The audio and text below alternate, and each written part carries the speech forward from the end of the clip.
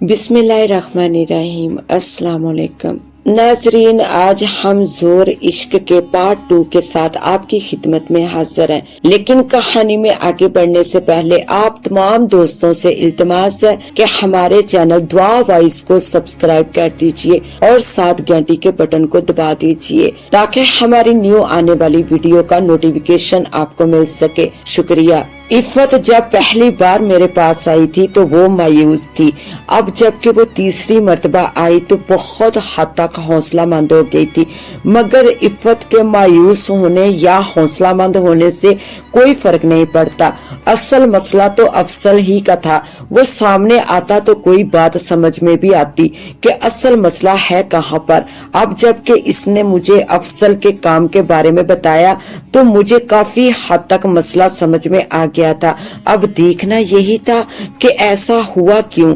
इफ़त जा चुकी थी। मैं लोगों से मिलने में मसरूफ हो गया। वो जुमे रात का दिन था। आम तौर पर इस दिन साइल कुछ ज्यादा ही आते थे। जोहर के बाद ही हुजरे के बाहर काफी रश हो जाता था।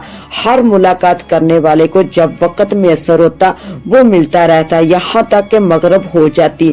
उस दिन भी काफी लोग आए हुए थे। मैं असर अदा करके दोबारा हुजरे में आया तो इफ़त के साथ एक अधेड़ उम्र का सेहतमंद शख्स बैठा हुआ था। इसकी हल्की हल्की बेतरतीब दाढ़ी मूछें थी। इसने कुर्ता शलवार पहनी हुई थी। गले में सफेद रंग का परना डाला हुआ था। इसके चेहरे पर किसी किस्म के कोई जज्बात नहीं थे। हाँ, मगर इसकी आंखों में एक गहरी उदासी थी। वो मेरी तरफ यूं देख रहा था जैसे कोई बच्चा किसी पसंदीदा शय की तरफ देखता है। मैं जब तकिए से टेक लगाकर बैठ गया तो इफ़त ने हौले से सलाम किया और फिर बोली, बाबा जी ये अफसल है मेरे शोहर। अच्छा हुआ आ गया, मैंने कहा और अपनी आंखें बंद कर ली। मैं इसका हवाल देखना चाह रहा था। मेरे आंखें बंद करते ही वही मंजर मेरे सामने नमूदार हुआ जो मैं पहले ही 2 बार देख चुका था। इस मंजर से हटकर कोई नया इशारा मुझे नहीं मिला। मैंने आंखें खोली और अफसल की तरफ देखकर बड़े प्यार से पूछा, कैसी तबीयत है तुम्हारी बेटा? जी चंद दिन से मेरा दिल चाहता है कि मैं बाहर निकलूं, लोगों से मिलूं, कोई अच्छा खाना खाऊं। इसने किसी तासर के बगैर बताया। पहले क्या महसूस करते थे? मैंने पूछा। कुछ भी नहीं, बस दिल चाहता था कि जल्दी मर जाऊं। इसने ये लफ्ज कहे तो भी इसमें कोई तासर नहीं था। ठीक है, लेकिन क्या तुम ये नहीं समझते कि अगर तुम मर गए तो फिर बाद में इफ़त का नदीम का क्या हाल होगा? मैंने कदरे सख्त लहजे में कहा तो वो चंद लम्हे सोचकर बोला, पता नहीं क्या होगा, मेरा ख्याल है रह लेंगे मेरे बगैर जैसे पहले 5 बरस रहे हैं। 5 बरस? मैंने पूछा। जी बाबा जी, मैं एक बंदे के कत्ल के जुर्म में 5 बरस अंदर रहा हूँ। मुझे जेल हो गई थी, बस फांसी नहीं हुई। पता नहीं क्यों नहीं हुई फांसी। हो जाती तो मैं आज आपके सामने ना होता। वो यूं कह रहा था जैसे कोई आम सी बात हो। लहजा किसी भी जज्बे से आ रही था। क्यों कत्ल किया था तुमने? मैंने पूछा। बस बाबा जी, हो गया कत्ल मेरे हाथों। मैं नहीं करना चाहता था लेकिन वो हो गया, मैंने कर दिया। इसने यूं कहा जैसे इसे रंज हो। मैं इसका जायजा ले चुका था। इस पर ना तो कोई जादू टूना था, ना कोई सफली अमल और ना किसी साय वगैरह की बात थी। ऐसा इसके साथ बिल्कुल भी नहीं हुआ था। वो किसी नफ्सियाती उलझन का शिकार था। इसलिए मैंने इफ़त से कहा, बेटी तुमने इसे किसी नफ्सियाती डॉक्टर को दिखाया? इससे पहले कि वो जवाब देती अफसल ने इंतहाई गुस्से में मुझे देखा और फिर इफ़त को घूरने लगा। वो एकदम से खौफजदा हो गई। मैं इन दोनों की कैफियत समझ रहा था, इसलिए अफसल से कहा, तुम कुछ खाओगे? जी क्यों नहीं बाबा जी, इसने तेजी से कहा। तो मैंने करीब पड़े हुए 2 सेब उठाए और इसकी तरफ बढ़ाकर कहा, लो ये सेब खाओ, लेकिन बाहर जाकर। जी ठीक है बाबा जी, इसने सेब पकड़ते हुए बच्चों की मंद कहा और फौरन ही उठकर बाहर चला गया। इफ़त इंतहाई अफसुर्दा हो गई थी। जैसे ही वो बाहर किया तो वो बोली, बाबा जी इसका आम डॉक्टर से इलाज करते रहे हैं, मेरा इस तरफ ज़हन ही नहीं गया। लेकिन बाद में एक नफ्सियाती डॉक्टर के पास जाने का मशवरा मिला तो मैं इसे वहां ले गई। दरअसल वहां जाकर ही इसकी हालत मजीद खराब होना शुरू हुई। वो क्यों, मैंने पूछा। इसमें इन डॉक्टर साहब का कोई कसूर नहीं था। जब उन्होंने अफसल का इलाज शुरू किया तो इस दौरान बातों में जेल, कत्ल और ऐसी ही बातें सामने आई। तब ये एकदम आपे से बाहर हो गए, यहाँ तक कि डॉक्टर पर हमला भी कर दिया। इनकी तबीयत में एकदम से शिद्दत आ गई। पहले तो थोड़ा बहुत बोल लेते थे, फिर इससे भी गए। मेरी असल परेशानी तब शुरू हुई। इन्हीं दिनों मुझे आपके पास आने का मशवरा मिला, क्योंकि मुझे ये यकीन करा दिया गया था कि अफसल पर किसी ने कोई जादू टूना किया हुआ है या कोई सफली अमल है। आपके पास आकर सब ठीक हो जाएगा, लेकिन आप फरमा रहे हैं कि ऐसा कुछ नहीं है। हाँ, ऐसा कुछ नहीं है बेटा। मैंने तस्दीक कर दी तो वो एकदम से रोने लगी। वो सिसकियां लेते हुए सर झुकाकर बैठ गई। चंद लम्हे यूं ही बैठी रही, फिर खुद पर काबू पाते हुए बोली, मैं नहीं जानती बाबा जी, मुझे तो इसी दर्द से खैरात मिलनी चाहिए। मेरा सब कुछ चला जाए पर अफसल ठीक हो जाए, बस आप इसे ठीक कर दें। तुम्हें इतना यकीन क्यों है कि वो यहाँ ठीक हो जाएगा? मैंने पूछा तो वो तेजी से बोली, जब से मैं आपकी चौखट पर आई हूँ अफसल काफी हद तक पुरसकून है। अभी आपने बात भी की तो वो इस कदर जज्बाती नहीं हुआ जितना वो डॉक्टर के सामने हो गया था। बस यही आप मुझ पर रहम करें। ये कहते हुए वो फिर से रोने लगी। अच्छा ऐसा करो, हम कोशिश करते हैं, तुम भी कोशिश करो और मैं भी कुछ करता हूँ। रब ताला ने चाहा तो ठीक हो जाएगा। मैंने कहा तो इसने एकदम से सर उठाकर मेरी तरफ देखा। इसकी आंखों में उम्मीद की किरण जाग उठी थी। मैं भी इसे मायूस नहीं करना चाहता था। मैं हर तरह की कोशिश करने को तैयार हूँ बाबा जी, इसने एक अज़म से कहा तो मैं इसे समझाते हुए बोला, देखो बेटी, जो मैंने तुम्हें जिक्र दिया है वो इसी तरह पढ़ती रहो, लेकिन इसके साथ तुम्हें एक काम मजीद करना होगा। वो है अफसल को लेकर रोजाना यहाँ आना, वो भी सूरज निकलने के साथ ही। ये कोई इतना मुश्किल नहीं है, मैं करूंगी, इसने इत्मीनान भरे लहजे में कहा। अब तुम ऐसा करो, घर जाओ, ये यकीन रखो कि अफसल ठीक हो जाएगा। जी बिल्कुल, इसने सर हिलाते हुए कहा और उठ गई। अगले दिन का सूरज पूरी आबोताब से रोशनी फैला रहा था। मैं मज़ार शरीफ से होकर हुजरे में जाने की बजाय बाहर दरगाह के सहन में ही बैठ गया। निका साई ने एक छोटी सफ मुझे वहीं डाल दी थी। अगरचा धूप चमकीली थी लेकिन इतनी ज्यादा गर्म नहीं थी। मुझे अफसल का इंतजार था। रात के पिछले पहर इसके लिए दुआ करते वक्त जब तवज्जो इसकी तरफ गई तो एक ख्याल मेरे ज़हन में जम गया। ज़ाहिर है जिनका कत्ल हुआ था वो तो सुकून से नहीं बैठे होंगे।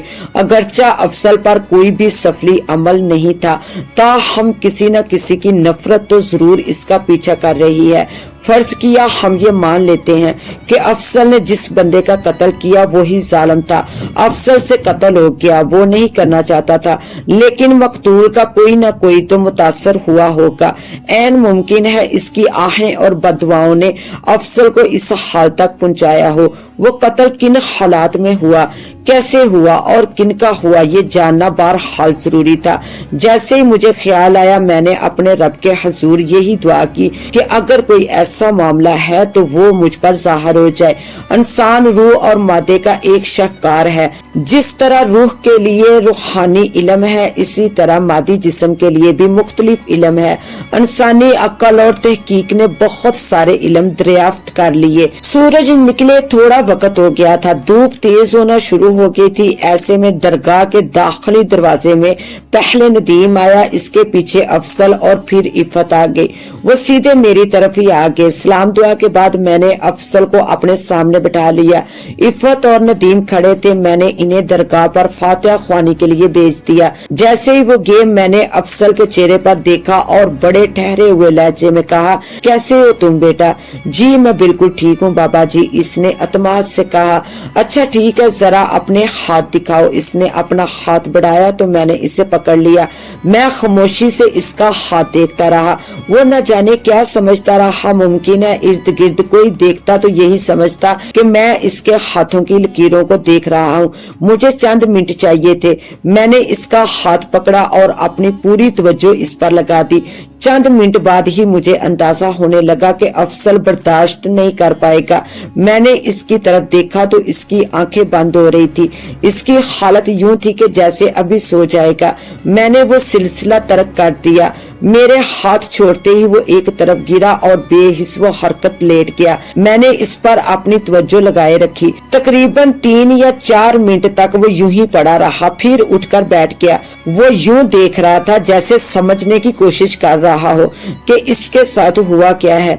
मैं इसकी हरकत देख रहा था। जब तक इफ़्फ़त और नदीम वापस आए वो बिल्कुल नॉर्मल हो चुका था।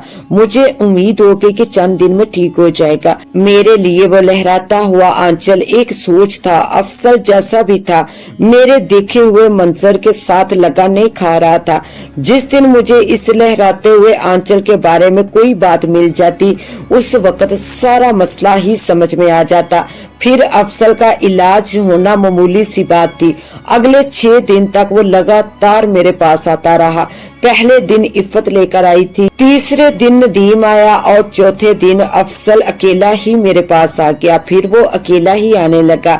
ये सिलसिला काफी दिन तक चला। हर आने वाले दिन के साथ इसकी हालत बेहतर होती चली गई। इसका अंदाजा मुझे इसकी बातों से होने लगा, इसके पहनावे में दिखाई देने लगा। मैं यही चाहता था कि वो माकूल हालत में आए तो मैं इससे कुछ मालूमात ले सकूं। सो मैं मुख्तलिफ औकात में इससे मालूमात लेता रहा। इतने दिनों में जो कुछ इसने अपने बारे में बताया, इसकी जुबानी वो कुछ यूं था। ये बहुत पुरानी बात है बाबा जी। मैं इन दिनों नया नया कॉलेज गया था। स्कूल के बाद एक आजादी मिली थी। कॉलेज देर से जाना या जल्दी आ जाना कोई मसला नहीं था। वैसे भी जवानी का जोश था। इन्हीं दिनों मुझे मोहल्ले की एक लड़की परवीन बहुत अच्छी लगने लगी थी। मेरे दिल में आता कि अगर ये लड़की हाँ कर दे, मुझे पसंद कर ले तो मैं इससे शादी कर लूं। इसके बारे में मुझे कभी कोई मनफी ख्याल नहीं आया था। मैं इसे दिल से पसंद करता था। इसे देखने के लिए रोजाना गली की नुक्कड़ पर मौजूद थड़े पर बैठ जाता। वो अपनी तीनों सहेलियों के साथ स्कूल जाने के लिए वहां से गुजर जाती। इसी तरह छुट्टी के वक्त मैं इसे देखता। ये सिलसिला कोई 2-3 महीने ऐसा ही चलता रहा। मुझे यकीन था कि वो सब लड़कियां मेरी इस दीवानगी के बारे में जानती हैं। इसका मुझे एहसास था। मुझे ये भी पता था कि मैं परवीन तक नहीं पहुंच पाऊंगा। वो एक अमीर जादी थी। इनके घर वालों में कई लोग बाहर गए हुए थे। दौलत की रेल फेल थी और मैं एक गरीब क्लर्क का बेटा जिसकी बड़ी महदूद आमदनी थी। मुझे ये बड़ा गम था कि मैं बहुत गरीब हूँ। खैर मैं भी उल्टे सीधे ख्वाब देखता रहा। कुछ फिल्मों का असर था कि जैसे कोई अमीर लड़की किसी गरीब लड़के पर आशिक हो जाती है और लड़की अपने घर वालों से बगावत करके शादी कर लेती है। ऐसा ही मेरे साथ हो गया। कभी सोचता कि वो मेरी खातर अपना घर छोड़ देगी, अपने घर से दौलत और जेवर ले आएगी। मैं इससे मना करूंगा कि घर से नहीं भागना, मुझे दौलत की जरूरत नहीं। कभी सोचता कि किसी दिन वो मुझसे बात करेगी, किसी रेस्टोरेंट या होटल में मुझे मिलेगी। अब सोचने पर तो कोई पाबंदी नहीं है, जैसे कोई मर्जी सोचता चला जाए। फिर एक दिन गजब हो गया। वो चारों मेरे पास आकर रुक गई। मैं एकदम से खौफ सता हो गया। मुझे खौफ ये नहीं था कि वो क्यों आकर रुक गई, मुझे डर ये था कि वो मुझे यहाँ बैठने से रोक ना दे, मेरी बेइज्जती ना कर दे। ऐसे बैठना एक गलत बात तो थी ही। वो चारों मेरे करीब आकर खड़ी हो गई। तभी इनमें से एक ने कहा, अफजल क्या तुम चाहते हो कि हमारा घर से निकलना बंद हो जाए? मेरे अंदर एकदम से खुशी की लहर दौड़ गई कि इन्हें मेरे नाम का पता है। लेकिन अगले ही लम्हे जब मैंने इनके सवाल पर गौर किया तो मेरी सारी खुशी रफू चक्कर हो गई। इसलिए मैंने पूछा, मैं समझा नहीं, तुम क्या कहना चाहती हो? देखो हमारे पास बहस के लिए ज्यादा वक्त नहीं है। अगर किसी ने यहाँ देख लिया तो शामत आ जाएगी। जल्दी बोलो। इसने कहा, नहीं मैं तो नहीं चाहता। मैंने हिम्मत करके साफ कह दिया, लेकिन हमारा निकलना बंद हो जाएगा। अगर गली में लड़के हमें छेड़ते रहे तो हमारे घर वालों को जैसे ही पता चला वो हमारा निकलना बंद कर देंगे। اسی لڑکی نے اونچی آواز سے کہا تو میرا خون کھول اٹھا۔ میں اس وقت ذہن کا جذباتی لڑکا تھا، دوسرا یہ وہم کہ میں طاقتور ہوں، میرے سامنے کوئی نہیں ٹھہرتا۔ ان لڑکوں کی ہمت کیسے ہوئی کہ میری گلی کی لڑکیوں کو چھیڑے؟ میری سوچ اس سے آگے گئی ہی نہیں۔ اس پر جلتی کا کام پروین نے یہ کہہ کر دیا، اگر تم مجھے تھوڑا بہت بھی کچھ سمجھتے ہو تو انہیں راستے سے ہٹا دو، ہٹ جائیں گے۔ میں نے جذبات سے کہا تو وہ آگے بڑھ گئی۔ میں بھی اسی وقت اٹھا اور تھوڑا فاصلہ رکھ کر ان کے پیچھے پیچھے جانے لگا۔ دوسری گلی کی نکر پر بالکل ویسے ہی دو لڑکے کھڑے ہوئے تھے جیسے میں کھڑا ہوتا تھا۔ اس وقت عقل سے کام لینا چاہیے تھا، لیکن میرے دماغ پر پروین کی محبت کا بھوت سوار تھا۔ جیسے ہی وہ چاروں ان کے قریب سے گزری تو ایک لڑکے نے ہلکی سی سیٹی بجائی، دوسرے نے کوئی فقرہ کسا جس کی مجھے سمجھ نہیں آئی۔ وہ چاروں تو آگے بڑھ گئی۔ میں ان لڑکوں کے پاس گیا اور بڑے غصے میں بولا، کیا کہا اس کو؟ انہوں نے بڑی حقارت سے مجھے دیکھا اور ان میں سے ایک نے کہا، جو مرضی کہا ہو، یہ کیا تیری بہن لگتی ہے؟ اگر تیری بہن لگتی ہے تو سن لو، یہ بڑی خوبصورت ہے۔ اس نے بس اتنا ہی کہا تھا کہ میں جیسے پاگل ہو گیا۔ مجھے کچھ نہیں سوجا کہ وہ دو ہیں اور میں اکیلا۔ میں نے بلا سوچے سمجھے سامنے والے کے منہ پر گھونسا مارا جو اس کی ناک پر لگا اور خون بہہ نکلا۔ تب تک دوسرا مجھ پر جپٹ چکا تھا۔ بس پھر وہ دو تھے اور میں اکیلا۔ میں نے اگر ایک ماری تو انہوں نے مجھے دو ماری۔ اگرچہ یہ لڑائی کوئی 2-4 منٹ ہی رہی ہوگی، لوگوں نے آ کر ہمیں چھڑا بھی دیا، لیکن اس وقت تک میرا سر پھٹ چکا تھا اور خون بہ رہا تھا۔ جس نے فقرہ کسا تھا اس کا سر بھی پھٹا تھا۔ دوسرا لڑکا وہاں سے بھاگنے میں کامیاب ہو گیا تھا۔ ہم ہاسپٹل جا پہنچے، وہیں پر ہمارے گھر والے بھی آگے۔ جب انہیں جھگڑے کی وجہ کا پتہ چلا تو انہوں نے معاملہ وہیں کا وہیں رہنے دیا، پولیس تھانے کے چکر میں نہیں پڑے۔ مجھے ایک دن اور ہسپتال میں رہنا پڑا۔ میں اس وقت اتنا بیوقوف تھا کہ بجائے لڑائی کی نزاکت کا یہ سوچتا رہا کہ کاش پروین میری عیادت کے لیے آ جائے۔ خیالوں میں وہ بھی آ گئی۔ میں سوچتا رہا کہ وہ کیا کہے گی اور میں کیا کہوں گا، لیکن ایسا کچھ نہیں ہوا۔ بظاہر بات وہی ختم ہو گئی تھی، لیکن ہماری لڑائی ہر طرف مشہور ہو گئی۔ جس وجہ سے ہوئی تھی وہ بات بھی پھیلنے لگی۔ پروین کا گھر سے نکلنا بند ہو گیا۔ مجھے مزید دکھ اور غصہ آنے لگا۔ میں نے ان لڑکوں کو اپنا دشمن سمجھ لیا۔ یہیں سے میری ایک نئی زندگی کا آغاز ہوا۔ میرا کالج میں ایک گروپ بن گیا۔ میں ہر وقت اس طاق میں رہتا کہ جن کی وجہ سے پروین کا دیدار نہیں کر پا رہا وہی میرے سب سے بڑے دشمن ہیں۔ پھر لڑائیوں کا، جھگڑوں کا، مار کٹائی کا ایک سلسلہ شروع ہو گیا۔ ظاہر ہے جن کی میں مدد لیتا تھا انہیں بھی مدد دینا پڑتی تھی۔ پھر ان دنوں ایک خمار تھا جو بڑھتا ہی چلا جا رہا تھا۔ وقت گزرتا چلا گیا اور نہ جانے کتنے برس بیت گئے۔ میں کالج سے آگے نہیں پڑھ سکا۔ ہم کالج کے 4 دوست مل گئے اور ہم نے کاروبار شروع کر دیا۔ جیسے جیسے دولت آتی گئی ہم نے نہ صرف اپنے کاروبار کو بڑھایا بلکہ اور کئی کام بھی شروع کیے، جن میں ایک پراپرٹی کا بزنس بھی تھا۔ یہ کام صرف اس لیے پسند آیا تھا کہ میں پہلے بھی لڑائی جھگڑے سے نمٹ لیتا تھا، لیکن میرا ایک اصول تھا، میں کسی پر کبھی ظلم نہیں کیا کرتا تھا۔ کاروبار میں ہم چاروں کا بھی یہی اصول تھا کہ غلط نہیں کرنا، صاف ستھرا کاروبار کرنا ہے، کسی کو دھوکہ نہیں دینا، جس کی وجہ سے لوگ ہم پر اعتماد کرتے تھے۔ وقت گزرنے کے ساتھ ساتھ اچھا گھر، گاڑی، دولت اور ایک اچھی بیوی مل گئی اور زندگی بڑے سکون سے گزرنے لگی۔ اس دوران میرا بیٹا ندیم بھی پیدا ہو گیا۔ زندگی چلتی رہی لیکن میں پروین کو کبھی بھی بول نہ پایا۔ دل میں ایک کسک ہمیشہ سے رہی تھی۔ میرے والد صاحب ملازمت سے فارغ ہوئے تو شہر کے ایک نئے علاقے میں گھر بنا لیا، وہ محلہ ہی چھوڑ دیا۔